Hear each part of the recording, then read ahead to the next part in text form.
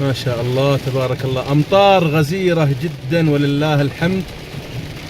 الساعة الآن 4:38 دقيقة، الحرارة 15. اللهم صيبا نافعا، ما شاء الله تبارك الله، يا ربي لك الحمد.